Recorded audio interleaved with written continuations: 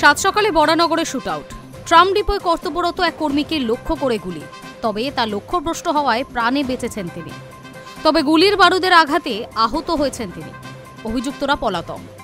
খবর পেয়ে ঘটনাস্থলে পৌঁছেছে বরানগর থানার পুলিশ। কি কারণে এই গুলি তা নিয়ে ধোঁয়াশা। পুরনো কোনো শত্রুতার জেরে এই কাণ্ড কিনা নাকি অন্য কোনো কারণ রয়েছে, সব খতিয়ে দেখছে তদন্তকারীরা। খতিয়ে দেখা হচ্ছে এলাকার সিসিটিভি ফুটেজও। ব্যাপক চাঞ্চল্য এলাকায়, আতঙ্কিত বাসিন্দারা। আহত ব্যক্তির নাম বিকাশ মজুমদার। তিনি বরানগর পুরসভার নর্দার্ন পার্ক এলাকার বাসিন্দা, পেশায় ট্রাম ডিপোর কর্মী। শুক্রবার সকাল 6:25 নাগাদ বিকাশবাবু নর্দার্ন পার্কে বাড়ির আবর্জনা ফেলতে গিয়েছিলেন।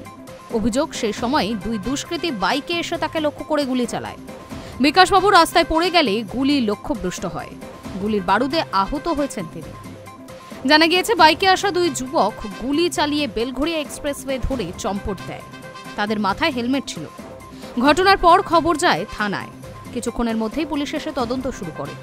তবে কি কারণে গুলি তা নিয়ে ধোঁয়াশা রয়েছে, সব খতিয়ে দেখছেন তদন্তকারীরা।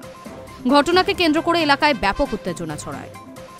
এক স্থানীয় বাসিন্দা বলেন, এখানে এই রকম ঘটনা আগে কোনোদিনও ঘটেনি।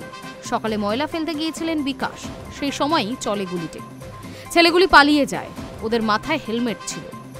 আরও এক বাসিন্দা জানান, এই মানুষটা কোনোদিনও বিবাদে জড়ায়নি, তার শত্রু থাকতে পারে বলে মনে হয় না।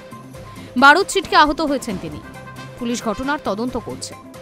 স্থানীয় তৃণমূল নেতা জানান, শান্তিপ্রিয় জায়গা, অবাক হয়েছে। বিকাশ ময়লা ফেলতে এসেছিল আর সেই সময় চলে গুলি। অনেক বড় ক্ষতি হতে পারত। আমি চাইছি প্রশাসন সঠিকভাবে তদন্ত করে দ্রুত ব্যবস্থা নিক। High news network.